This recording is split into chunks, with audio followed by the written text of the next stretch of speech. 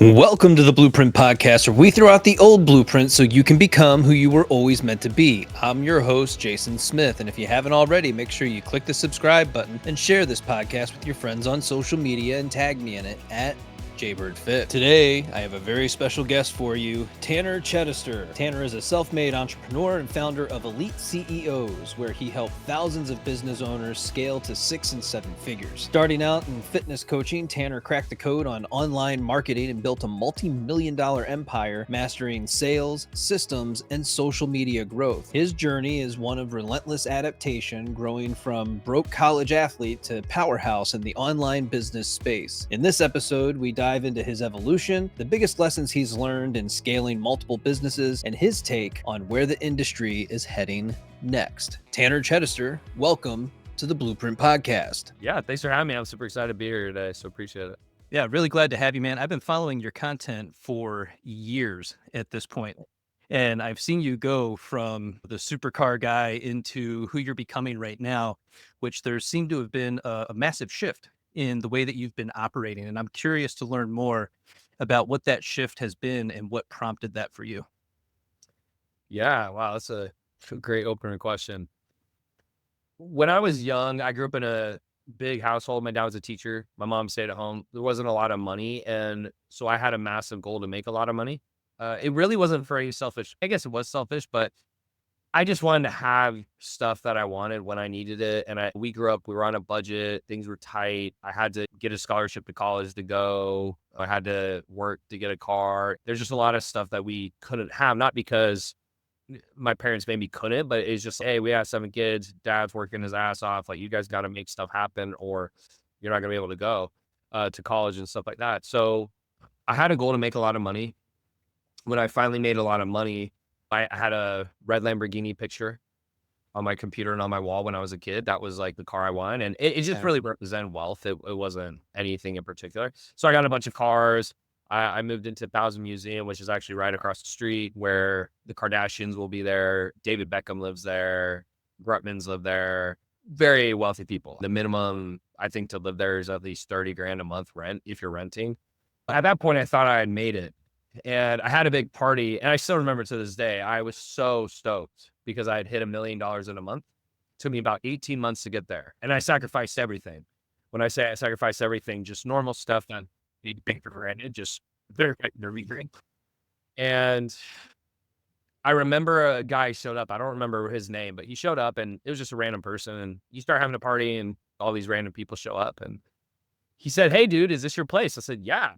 I was like, "Heck yeah, it's my place." And he said, "What's the party for?" And I remember saying, "I hit $1 million in a month and I've worked really hard." And he turned around, and that was the last interaction I had with him. And I was in that moment where I just remember my elation was up here and it just hit the floor.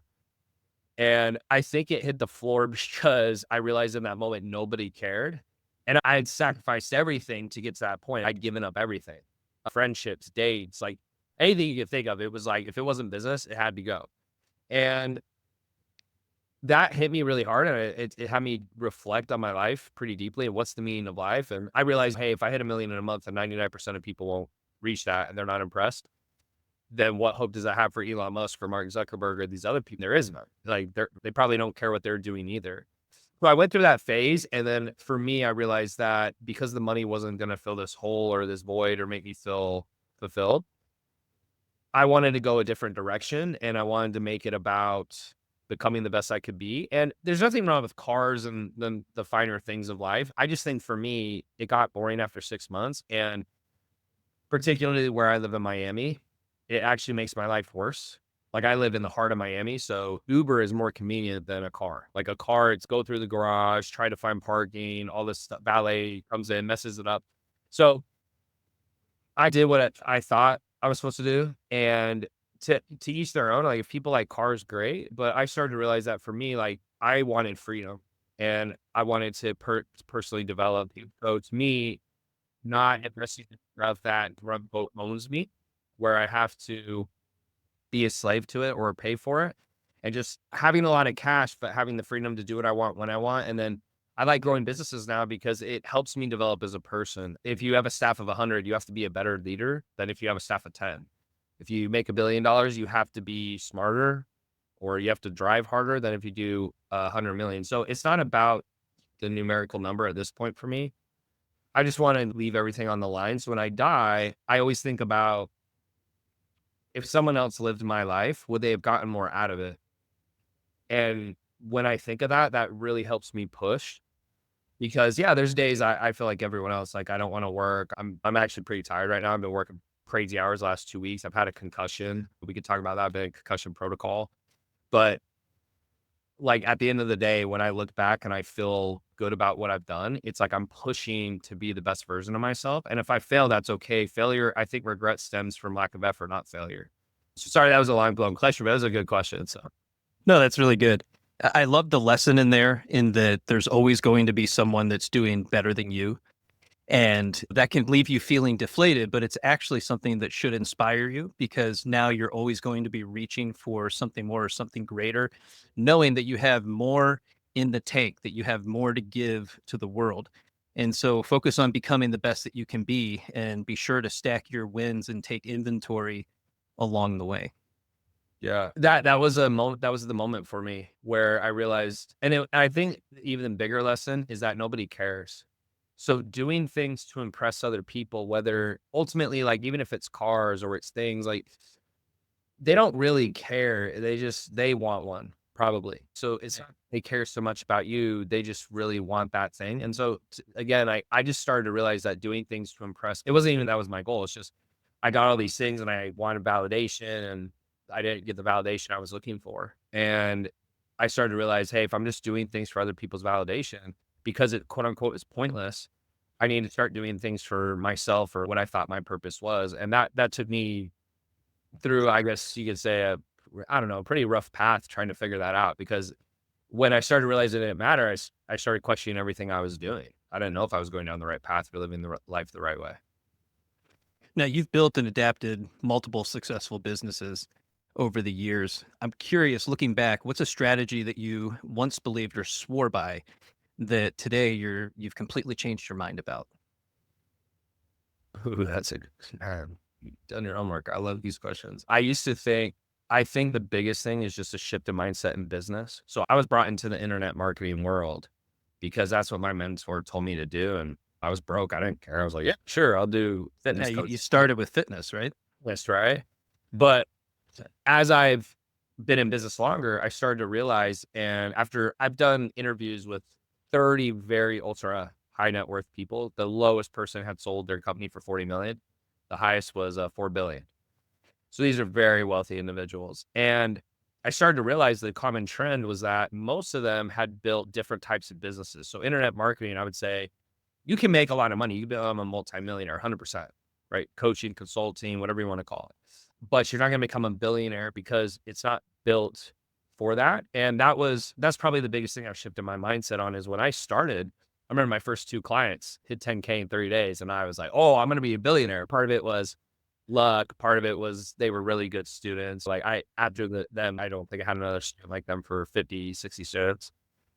But most of the billionaires, if you look, they have easy to know fulfillment. And that's what I got from most of my interviews. When I compiled everything, I said, what is the commonality?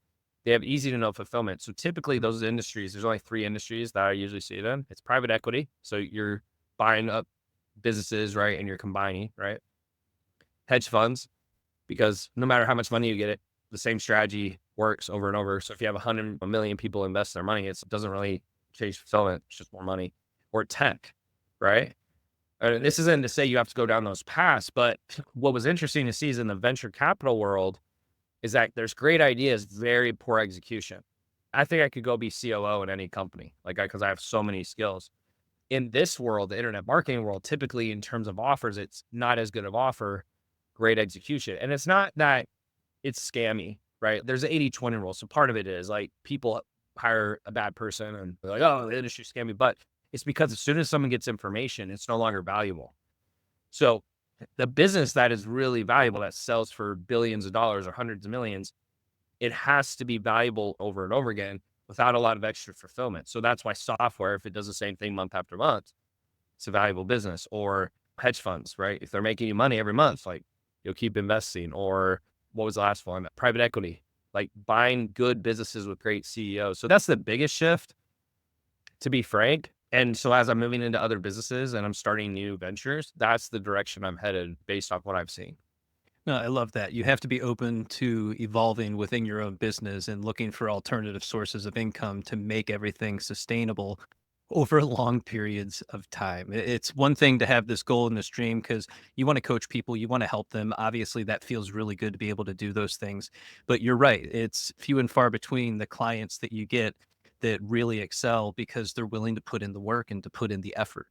So you have to diversify yourself or you will struggle in the long term. Yeah, the biggest thing I want to point out there is it's not even so much you. The issue, think of it this way. If you were a basketball coach and you showed everyone how to shoot a free throw, one of the person will be a 1, one of the players will be a 10. They won't blame you if they suck, right? Oh, coach, you like in consulting or business, people blame the person who gave them the information, but it ultimately comes down to their level of execution. The better they are as a player, quote unquote, the better the results they get. And then what happens is that coach is, oh, look at me, da da da. Dude, that person was going to win either way. The loser or the person who's not doing as well, it's the same thing. So what I've tried to do is I've helped people and grown businesses. I just say, look, your success is all you. Your failure is all you. Because if you own the success, you got to own the failure. That's the downside of this industry, just because in that regard, not everyone can get the same result. Because not everyone gets the same result, it has the connotation of scammy, or it's not a bigger leverage business, because when you can't get everyone the same result, you have drop off. When you have drop off, the LTV goes down. When the LTV goes down, the value of the business goes down. And that just took me many years to understand that. But now that I do, it makes sense why some businesses are considered valuable and some are not. And so that was just a lesson I had to learn. But that's probably my biggest mindset shift, is that you can make a lot of money in this industry, but if you're trying to hit billions or hundreds of millions, or you're trying to push yourself to another level, which I like to do, like I'm always trying to grow and learn. I just feel there's other industries I could go in where I get more return on my output, or quote unquote more leverage.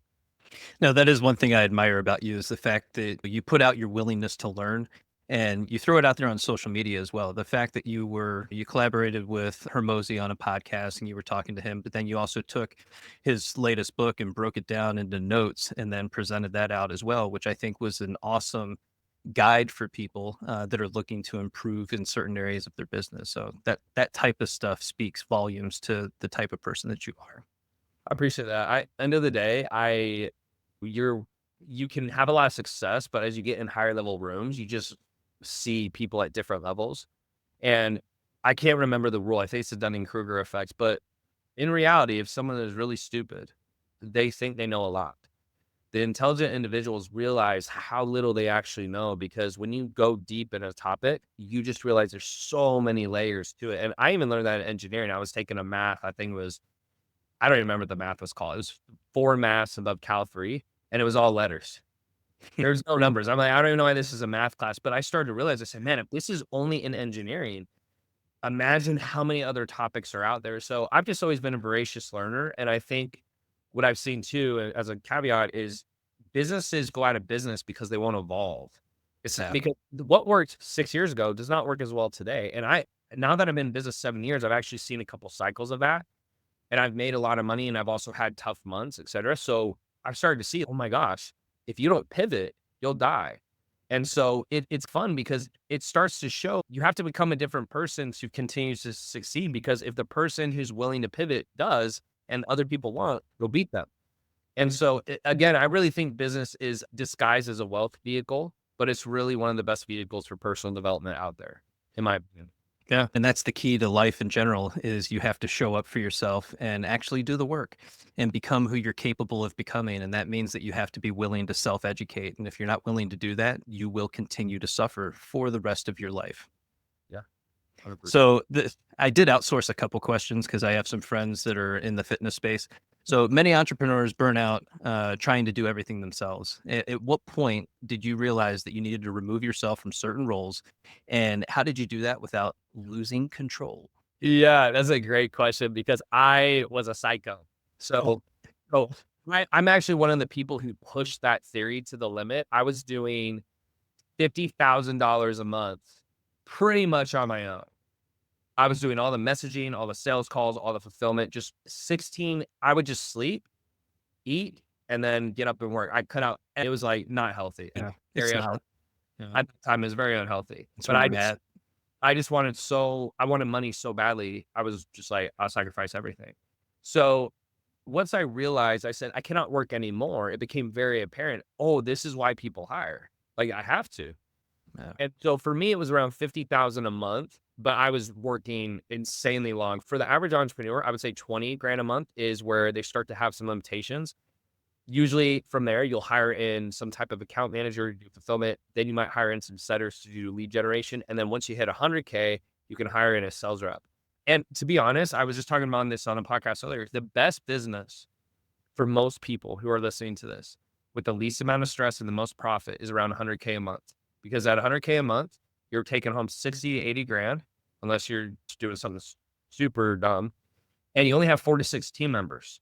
So it's pretty easy. At 100 staff, I was taking home $600,000 a month, but we were doing 2 million a month. So we 20x'd the business, but I was only taking home about 6 to 8 times more, which is pretty crazy when you think about it. So yeah, most entrepreneurs, I would say around 20 grand a month, but for me, it was 50 but I'm a psycho. Like, I've done a lot of stuff that I think was not the smartest way to do it.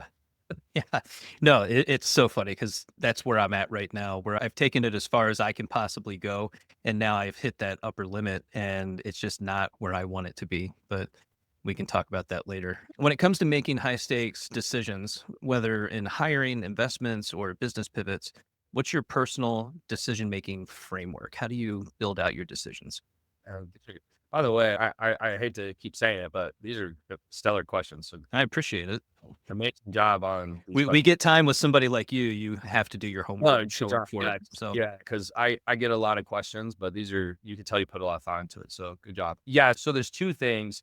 One, when there's a bottleneck, like I cannot get any more output without doing doing more work. There's no more work I can do. That's when I hire. Right. So usually I wait till the last minute and I can get into how like I hire and I look for talent, but that's that part. In terms of strategy, usually I do what I call the 80-20 rule. So it's really risky. So let's say you have a strategy that's working and it's been working for a year or two, right? And now it's not working as much anymore. A lot of times entrepreneurs, they freak out and they're like, oh, I've been doing this for 2 years. It's not working. And that makes sense. But that's actually where you find out how good at business you are, because it gives you the opportunity, like, okay, this isn't working any longer. I'm not sure why. Let me start testing something else. And so let's say I was spending $10,000 a month on ads. What I would do is then I would do 8,000 on the strategy currently working, and I'd spend 2,000 on the new strategy. And if the new strategy performs better, I switch the spend. The reason I do it that way is because people will full tilt move. They'll go 0 to 100. And the new strategy they're guessing on doesn't even perform as well as the thing they're currently doing that maybe isn't performing as a high level anymore. So that's the two ways I do it. It just usually comes down to, there's numbers and ads. So for example, if I'm looking at numbers and ads, I can start seeing after, even if it's been a month, if the numbers are no longer performing. So I'll tell you some of the numbers for ads. Typically for B2B, I'll just speak B2B. B2C is usually double these numbers. I'll just do both. B2B, I want a 0.5% CTR on the ad. B2C, I want 1%. So if it's not hitting that, it's an ad issue. Next is the opt-in page. I want at least 20% opt-ins. If it's not, it's a headline issue. I want at least 10% of the leads to book a call. If they're not, usually it's a VSL issue, but really it's a follow-up issue. Usually that entrepreneur is not calling, they're not dialing, they're not retargeting. So a million things. And then I want about 10% of the applications to close because there's canceled no-shows, etc. So that usually tells me, number one, is the business in a good spot? I usually will want a 4x return on ads. If you're doing organic, obviously good for you, right? There's a very few people who can make, let's say, $100,000 a month strictly organic. If you can, great. But for me, because I've ran a lot of ads over the years, those are the numbers I'm looking at. If we're not getting at least a 4x return, to me, the strategy could be a lot better. That's not great. If I spend 20 grand, I make 60, it's okay. But really, I'd like to make 80. So that starts telling me, hey, maybe the strategy's off. And then I really just start to hypothetically guess what's the best thing we can pivot to, test it. And then if it doesn't work, you just keep that revolving door open. You're constantly testing. I haven't really found any other better ways than that, other than blindly guessing and like making a massive bet, which I don't think is a good move. Okay, since you dipped into ads, what do you tell the person that doesn't have the ability to spend money on ads? They just don't have enough going right now for themselves. Great question. So realistically, I'm a very straight up person. So the thing that gets me a little annoyed in the industry could be someone says, "Oh yeah, how to make a bunch of money without running ads or doing this or doing that." But Yeah. you have so many ways to make money. So if you don't have money to run ads, you got two options. You can post content that people engage with and you get followers from that you then can engage with them into a conversation, into a sale. Okay. That's the preferred way. Or number two is if you post content and you don't get a lot of engagement, let's say only your mother likes it. I get it. I've been there. Like only your mom likes it. You're like, can't tell your mom.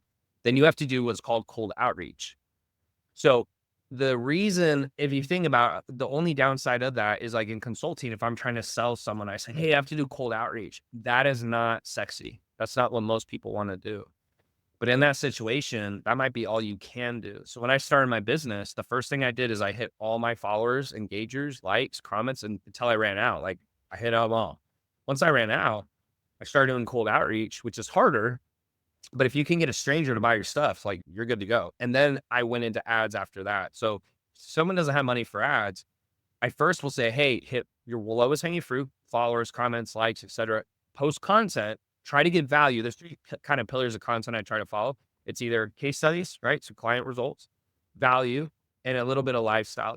Sometimes like I don't post enough lifestyle. I don't really care about that stuff, but I know sometimes it could come off a little too robotic for some people. Like they're like, hey, I want to be like Tanner because Tanner does these things. So those are the three pillars. And so I usually will have clients like, hey, post something valuable enough that someone can get a result without paying you.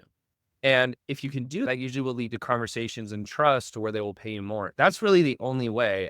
Anything else that you see out there might just be a marketing tactic, but it's going to revolve around one of those two things. There is no other way to get leads. There is no other way to get sales unless you do, do an event, you do something like that, but that's even more work for a beginner. And if you don't have money, you can't run events. Yeah, and this leads perfectly into the next question. How do you filter advice with so many business gurus out there and people who position themselves as experts? How do you discern what's actually worth applying versus what's noise and just a cash grab? Great question. So I've spent $3 million on myself, personal development, coaches, courses, agencies, you name it, I've done it. You probably know someone, I've hired them, probably at one point or the other. The first thing to understand is 80% is bad, 20% is good. What I mean by bad is it won't move the business forward. You'll only learn what not to do. But that can be just as valuable a lesson as learning what to do. So I used to think of success as, hey, how can I avoid as much failure as possible? Now I realize the faster I fail, the sooner I get to the right answer, because what failure does is it tells you to redirect. And unless you have the actual mental learning disability, you keep going to door after door until you finally find the right door. So that's number one, is just expectations. It's like dating, right? 80%, let's say, of women, you won't really, 20% you might. Same for girls. It's not a huge shock when I say that. Women are like, yeah, like that's probably okay. So it's the same thing for coaching. Number two is then when you're looking at a coach, I'm so entrenched in sales that taking a sales call for me is pointless. And the reason it's pointless is I know the rep's objective is to sell me something. Because their objective is to sell me something, they're not incentivized ultimately. And this even goes for my team. Like they're not incentivized ultimately to quote unquote tell me like their program isn't a fit. Like I might ask that, but they're trying to sell me. So I really look at three things when I'm hiring. Level of experience. So how much money have they made? How long have they been in business? So if I had 10 coaches in a room, whoever has the most experience, more than likely might be the best fit. The second thing I look at is specificity. So if I know someone who's a multi-millionaire, but they've done real estate, that doesn't mean they know stuff about fitness. Right. So specificity is number two. Number three is on level of attention. So if I get 5 minutes with Bill Gates or I get 5 hours with this team, I'm going to take the team all day. So if I look at that, what I do is I find the person who has all three or the closest to that. And more than likely, because of that, without me taking a sales call, without me talking to the team, without all the marketing hype, more than likely, it's likely that person will know what to tell me to do. And that has been my best indicator of success. Whenever I've gone away from that and I've gotten into hype, that's usually been my worst experiences. So that's my 3-step framework, take it or leave it. But to me, marketing to marketers, I know what they're doing. So there's not as much trust there because ultimately I know, hey, you're trying to get me to buy something, which is fine. Like I appreciate the hustle, but I don't take sales calls anymore when I buy stuff. I just basically message the person. I'm like, hey, I want to buy whatever you got. Send me a link. There's an ongoing joke with a bunch of us that are in the coaching and relationship space that the only people that are really making money are the people that are teaching people how to do social media. Just because there is a bit of a struggle in there, and it's, if you were to make that pivot and make the shift into teaching people how to do social media, we're all really good at that. We've got the following, and we are able to capture the attention. But then the sales is always the aspect that I think a lot of us really struggle with, because we're good in one area, but we might not be great at the sales portion of that. And so what would you tell somebody who's struggling with sales in that regard? So when I was going through my 2-year journey of making no money, I made $2,000 in my first 2 years of business. Trying, we'll say, I wasn't really successful. I did door-to-door sales for 9 months, and that by far has given me an edge like no other, because the mental fortitude I built. People have asked me that door-to-door sales, as I remember, it was harder than doing $100 million. It was because the beat down you would get psychologically, you get 97 no's and 3 yeses. But I learned tonality, and I learned how to beat objections, and I learned persistence and all these things. So when I came into sales, it was really easy. For the average person, I would say that if you could go do door-to-door sales for even 2 months, I'm telling you, it'll literally change your life. You will understand humans to a level that most humans don't understand. I can tell just by how someone says something or how their body language is, usually what they mean. It's like without them saying a word. If you can't do that, the next best thing is you just find one sales trainer that you like their style and you stick with it. The hard part about sales is there's so many sales trainers. And if you're trying to look at this guy and that guy and this girl and that girl, and you're trying to piece it all together, I think that's a massive mistake. So what I do, at least in my consulting, if I'm trying to help someone sell, is I break it down into 7 points, like a structure. So it's, hey, this is the beginning of the call, next. And then I focus on what we're trying to achieve in each pillar so they understand it. And then at the objection handling, there's only 4 objections when they want to buy. It's either I need time to think about it, price, spouse, or they're just scared it's belief. Door to door, it was a nightmare. It would be 30 objections. So hopefully I answered the question, but those would be the 2 ways I try to go about. Now, I know the answer to the next question is that you have to be of service. But as someone who teaches people how to scale, what's the one thing that people misunderstand about making the leap from 6 to 7 figures? And why is the first 100K seem to be the hardest? So 0 to 100K, the reason I think it's the hardest is you can basically do 100K a month through sheer grit and effort. Like you have 4 to 6 team members, but you're still pretty involved in everything. Like you're still the manager of the fulfillment, you're still the manager of the lead gen, you're still the manager of you're still pretty involved. You have a couple doers on the team. Getting from 100K to, let's say, a million or even 200K a month, anything. It's really weird because to that point, everything that I did, or even my clients, it's just, hey, if I work more, I make more. If I work more, I make more. If I grind harder, I make more. If I sacrifice more, I make more. Once you get to 100K, it doesn't work that way. I can work harder, but I might not make any more money because ultimately the results I get come down to the level of my team. And that was a mind F for a bit, because I would say, I'm telling them what to do and this and that. But if they cannot perform at a high enough level, or as high enough level as you or equal, your business will actually stall. And so the hardest thing to learn as an entrepreneur is how to acquire and keep high level talent. Most people, they just haven't been a leader before in that regard, like getting someone to get results, right? If I'm trying to get someone in shape, basically, let's say 0 to 100K is you getting in shape. You get a 6-pack. Okay. 100 to 200K a month is you get someone else a 6-pack. Way harder, right? You have to make them motivated. You have to pick the right person that you think can do it. There's all these things that go into it. So I think that's why most people can't scale, is because they don't understand that that's the flip of the switch. And really, if I look at my business and it's struggling, there's 2 things I look at. I'm either giving my team the wrong strategy, so like it's the wrong play, or I've hired the wrong people that they can't bring enough value back to the business. And that's the hard part, is because then you have to make personnel decisions. It's like being the coach of a basketball team versus you're playing yourself. That's the hardest part, I think. Yeah, there's no shortage of people in my DMs that are asking to be my videographer or to be my virtual assistant. I get this every day. I get it. Yeah, and it's just Yeah, all of it. it's brother, you got to start posting online. I know you're trying to do the Andrew Tate thing where you have two posts and you're next to a car that's not even yours. You got to figure it out. Have more followers than I do, or at least close to it, and then we can talk. So when it comes to selecting virtual assistants and using online talent, what is your process for that type of selection? Because when you're early in the process, it's really difficult because you've spent all of this time curating and cultivating this business, and to farm that out to somebody overseas or just in a different location, it's hard to give that up. Yeah. So number one is just have expectations. 80% as good as you is the best you can hope for. So if I'm doing 100,000 a month and I now have a sales rep, I now do 80,000 a month. That was something I had to get in reality with because why can't they do it as good as me? And to be Yeah. frank, when you're in the beginning of a business, you can't pay that much Right. and you've never hired talent before. So more than likely, not only are you going to make the wrong hire, but you might not even be able to get hired talent. So it's like a double whammy.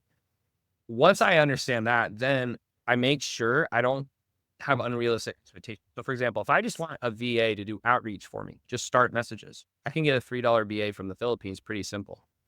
I'll have an application, I'll put it on LinkedIn, Indeed, put some examples in there. Hey, here's some examples of messages I've sent, and here's my replies. Your turn. Test them. Like you actually see, that's the best way. Most people, they Yeah. hire people and they haven't even tested them. I'm like, give them a test. If it's a higher level position, let's say they have to respond, then I'm going to pay 15 an hour, 18 an hour. But usually to start, it's just having the expectations. If you don't know what the expectations are, try to find someone or talk to someone who's done that work before, hired some before, because it happens in all aspects of life. If I say to you, hey, you'll be a millionaire by the end of the year, but you're going to have to give up everything and it's going to be 16-hour days. Nobody bats an eye. But if you say you're going to build $1 million business and you only have to work 4 hours a day and you work anything over 4 hours, you're going to be upset. So I think having proper expectations in business is vital because a lot of times people don't know, like they think they're doing good or they don't know what the issue is because they don't have proper expectations and they don't know the numbers. So one of the biggest things I do as a consultant or a coach is I'm like training people. These are what the numbers should be. If that number is not there, that's where your issue is. That's what we have to look at. I don't just magically know where the issue is. I can tell by numbers. And then by the numbers, I know where the problem is.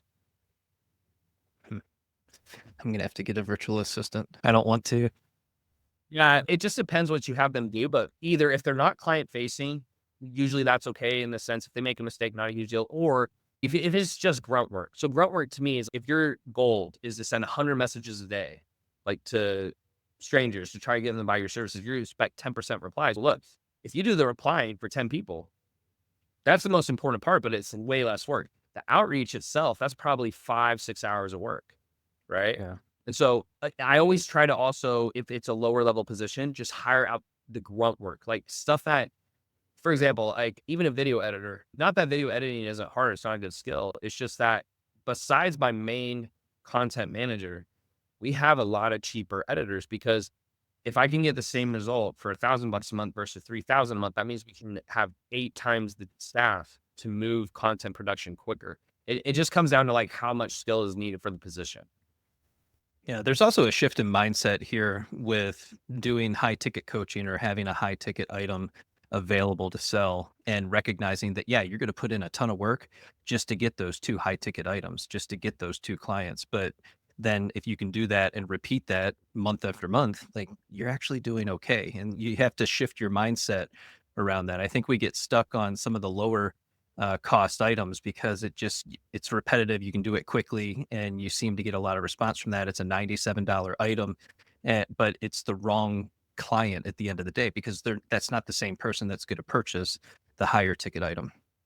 Yeah, when I started fitness, I sold a $47 program called the Rapid Muscle System. I didn't even know what high ticket was yet.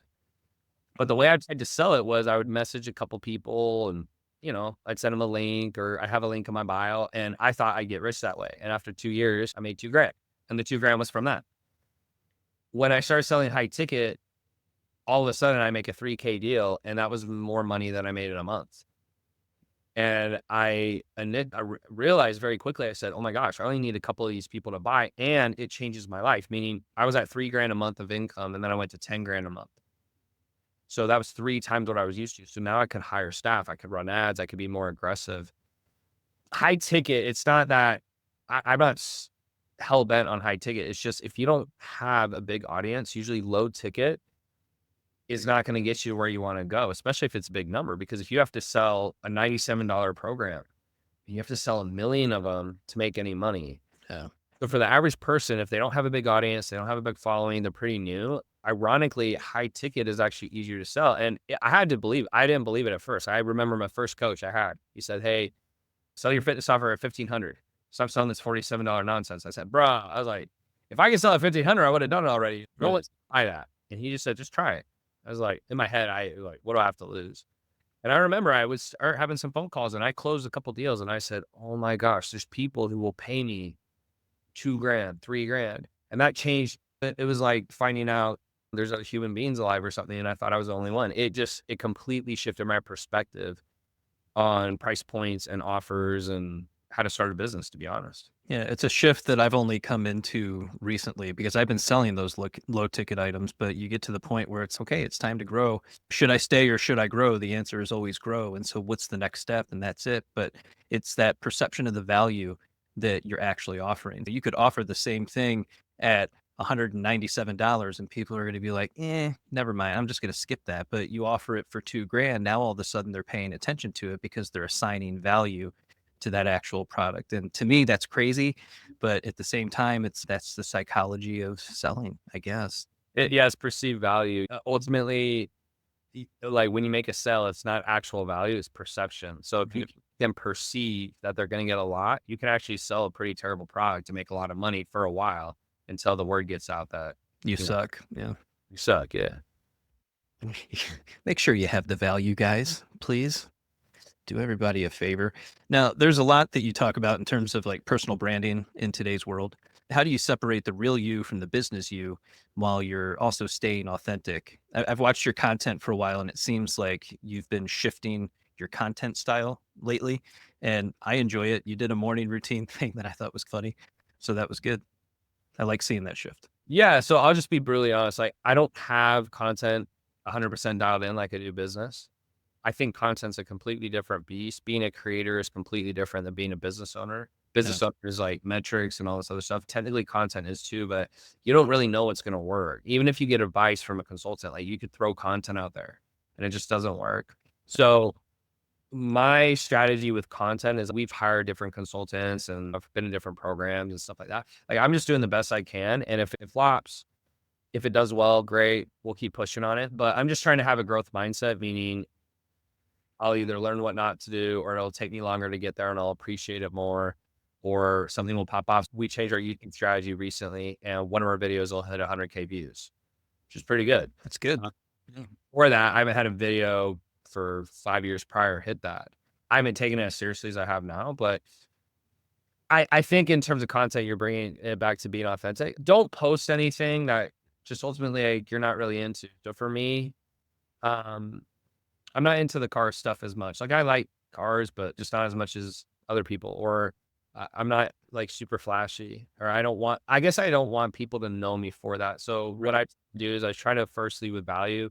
And then actually will get pushed by my team to post a little bit more lifestyle stuff. Because when I go places, usually I've worked so hard, I want to just relax. But they go, yeah, dude, like this is good because people will see you're a human. Like they relate more to that because sometimes they see you just work all the time and not as many people are willing to do that. So Yeah. I just think find out who you are. And as you find out who you are and you get comfortable with that, it's actually easier to be who you are, right? Like a lot of people are told what they should do or how they should be. And I think the higher levels of mindset, especially different coaches or higher level entrepreneurs, you just realize there's not a right or wrong way to quote unquote live life. Unless you're super religious, there's not even a right path to follow. We're like here on our own. So I think you're just getting comfortable with who you are and trying to do your best, but being okay to maybe make a mistake and you can adjust. How I was 4 years ago, I wasn't like that then. And I'm sure in the next 4 years, I'll look back at how I am now and shake my head. It's because of the circle of life. I just do my best and I hope people can see that. And People who don't, they weren't going to like me either way. No matter what, no one's going to like me. It's true. I'm just more okay with that now than I was maybe when I was younger. Yeah, it's hard when you're in the content creation space, and it really does come down to, and you nailed it in the very beginning there, which is post what you're interested in, because you're always going to end up finding the people that want to work with you by being more of you. People will see that, they identify with it, they accept it, they're into it, they try to envision themselves being like in your world. One of my biggest things, my catchphrase is take a walk with me. And so that's what I do in all my videos. And that's how it starts out. You get to see the taillights of my Camaro, and I tell people take a walk with me. And then we go for a 7-mile walk together and talk about life and relationships and personal development. And it's turned into, now people keep asking, when can I take a walk with you? I'd really like to do that in person. So that's something that could potentially happen in the future. But I was doing that because that's what I enjoy. That's my life. That's what makes me happy. Yeah, I love that. When I started fitness in the fitness industry, it wasn't because I thought it would work. It's because that's what I'd done my whole life. And as I had success in fitness, people wanted to know what I did. And then as I had success doing that, more people wanted to know how I did. I didn't have this grand scheme to help people or even coach them on the stuff. It just, as I had success, it happened. And so I think as you're true to yourself and you work hard and you try hard and people see that, yeah, people gravitate towards that. And I think most of us, at least I think about this a lot, we're all going to die. And my perception from what I've seen is like the people I've seen die so far, like nobody really thinks about them much after their death. And so I just want to live life to the best of my ability and do the stuff I want to do, because ultimately that's all that really matters. Now, this is more on strategy. You used to leverage shout outs on IG. Yeah. And I often get offers from large accounts that promise engagement, mentioning the big names that they work with. Do you think that's a worthwhile strategy for someone who's done well with organic reach, but has started to lose momentum? Yeah, that's a great question. So I'm going to give a couple points in this answer. So the first thing is when I first started, this was years ago, probably 6 years ago, they did very well. Keep in mind, I started in the fitness industry. So usually what I think is with shout outs, they work better for B2C offers or business to consumer versus business to business, because there's more consumers. And so pretty much anyone, hey, do you want to lose 20 pounds? Everyone could possibly be a client. Hey, do you want to build your business? Very more narrow. Right. So that was the number one thing. Number two, I don't have anything to back this up. This is just complete speculation, but I've done shout outs for years. And my thought, at least, and I can't prove this, but is when they send shout outs, like they post on different pages, you're getting some good leads and some trash leads. In fact, you might be getting some terrible leads. You might be getting bots. You might be getting whatever. My theory is over time is by doing that, it was a trade-off I was willing to make, but I would make a lot of money, but it would hurt like engagement, or maybe I wouldn't have all real followers or stuff like that. I'm very transparent about that. Yeah. It's not because I'm going out and, hey, send me these followers. Like it would just like happen as a natural part of the shout out. So there's nothing I can say to prove that. I think ultimately if you build like a really big brand, that can overcome anything, because if you become popular and people know who you are, like that usually carries very well. But I don't think they work nearly as well anymore, unless maybe they're in the B2C market. I think B2B is a little bit tougher because there's just less of those people. The shout out method is to go really broad, really wide. So yeah, now I will see clients maybe in the B2C industries do it, but B2B not as much. And or they do boosted posts. Boosted posts I see working really well in terms of turning dollars into sales for B2C. I don't see it work as well to B2B, and we just recently tested it. So I had a client spending $30,000 a month on boosted posts, doing $150,000 in sales. And I was shocked, because I thought, how did you spending all on boosted posts? You're not doing any direct ads? They're like, no. And they would just message all the engagement off the ads. Yeah. Yeah. To answer your question, I don't think they're as effective as they used to be, but that's been the shift in business, because I've been in business 7 years. And so I've actually been through a paradigm now of kind of a little bit of a shift. And it's been interesting to see, to say the least, to see some things that used to work, not as effective now, and vice versa. And I think if you stay in business long enough, you're going to see those cycles. I can tell you as a content creator, I'm sitting here and people have 1.2 million followers. And then you look at what the post is doing, it'll have like 5,000 likes, but then 10 comments. And you're like, something's not right there. What are you doing to your channel? What's happening? I think in the grand scheme, if you're doing something that's turning into ROI, like you're actually, let's say you're putting in 10 grand and you make 50, great. That was my mindset. I was like, If I'm getting fake followers or fake bots or whatever, I didn't really care because it was actually making me money. But if you're not making money from it and you're just doing it to inflate numbers, Yeah. to me, I just think it's a total waste of time and it defeats from the actual goal of getting good at content and building a real following, which is really what you're trying to do. And then, of course, I have a personal question for myself here. Sure. So if you had 500,000 followers across all platforms, multiple already done coaching programs, and a top 2% podcast that's growing, you also offer 4-week, 10-week coaching offers plus a membership program. That sounds like a lot, I know, but you're unable to hit your first 100K. What would you do to make that business thrive in 2025?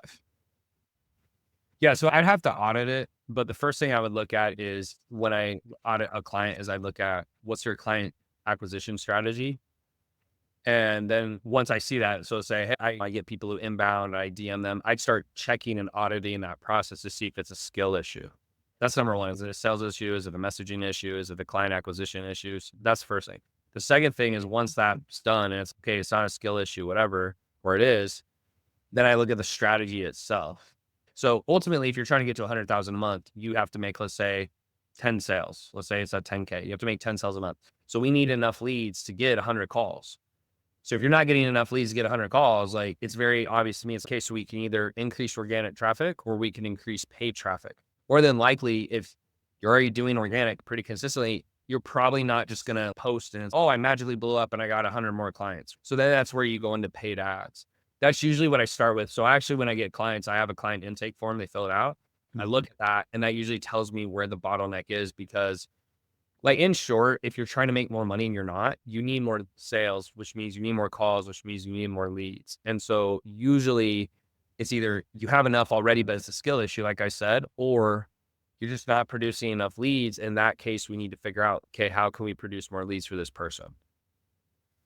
Yeah, I think a lot of it is also, at least for me, is setting the priorities. I have 5 other podcasts that I'm doing this week, plus I'm going on a podcast. I do all my own editing and everything else. I'm building the scripts. I'm doing all of it. Yeah, like you're on the hell, like you're out of time. So you have to create more leverage, or you have to stop doing one of the things you're doing and reprioritize. Because for me, just so you know, like when I was starting, like it was money over everything. I remember I would go on dates or girls would want to go on dates. And I like, you could come over here. We're not going to hang out. And I didn't care because it literally, I was like 2 hours at dinner, drive an hour, drive hour back. I was like, no, it's 4 hours of work. No freaking way. I just cared that much. So I think with you, it's either hire the editor, hire the setter, the VA, whatever, or you got to scale back because the podcasts, they're great for the long term. But in the short run, like right now, would it be better for you to send messages or take calls? Yeah, 100%. That's going to bring you closer to making 100K a month than doing the podcast, for example. So you just have to decide and prioritize like what's most important to you. Oh, that makes sense. All right, last question. With the rapid rise of AI tools in business, how have they impacted your operations and decision-making at elite CEOs? Yeah, I think the biggest thing we use it for is we try to use more automations. Like, for example, we can do a post, hey, comment down below for this training. It'll fire the link automatically, so we don't have to manually do it. Maybe it'll help us with coming up with ideas. I can go to ChatGPT, hey, give me ideas for ads. Some of my team, they'll actually try to use AI to like sound in my voice, right? So they don't have to come to me and ask for stuff. So I don't think I think it'll continue to progress and eventually we might even have robots in the house that cook and clean for us. That's what I want. I hope it gets to that level. But for now, it's like more simple tasks and like ideation or creating copy or stuff like that. I don't think outside of that, we don't use it too heavily. I know there's also AI setters and some other stuff, but I think a lot of it just still isn't really where it needs to be. Like it has to perform better than a human. Like I'm not going to replace a human unless the software can actually do better. So that's where we've used it so far. There's other people who probably use it more, but I just haven't seen anything like worthwhile because I feel like when something is really good, you'll hear about it. Like people talk about it. Yeah. I saw this company on TikTok and it's doing all your ads, right? So of course it says, do this and your ads are going to pop off and I just made 150,000, whatever. And you're just like, I don't think so. It's an extremely useful tool in terms of if you're on your own and you're just starting out and you're trying to build content and you're just looking for guidance, like there's so many different prompts that you can put in there And it's so effective, at least for me. It's been super helpful, especially with editing videos and stuff like that and getting things out there. For me, it's a useful strategy right now, but I don't think it's going to take over human beings and storytelling. I think people are always going to be Yeah. hungry for A- that. And unfortunately, because you're a marketer, it just ruins marketing a little bit. Yeah. Like even me, I've just been doing it so long. So if I, like you said, if I see something, I'm like, yeah, like I roll my eyes. I'm like, yeah, sure. And so the funny thing is, it just a tip for anyone for business is one of the best businesses you can run is just market to non-marketers. I'm actually marketing to some of the hardest people to market to because they're used to marketing, right? So if you want to get a better business, just simply build a business that markets to non-marketers, and you'll be amazed at how much easier the business goes because you don't have to be nearly as good because these people don't really know what's going on. Tanner, it's been awesome having you here for the past hour. I want to thank you for spending time with us. Tell everybody how to reach you and how to work with you. Best way is just DM me on tanner.chidester and use the word Blueprint Podcast. So I know you came from here, and I'm there. Just like I'm actually in there. Ask me a question. I'll try to answer, and that'll be the best way. And he's not lying, guys. He actually is in there. We've had several conversations over the past couple of years back and forth. So send him a message and get your business started. Tanner, thank you so much, man. Appreciate it. Thanks for having me. And again, just like amazing job on the questions. Seriously. Thanks, dude.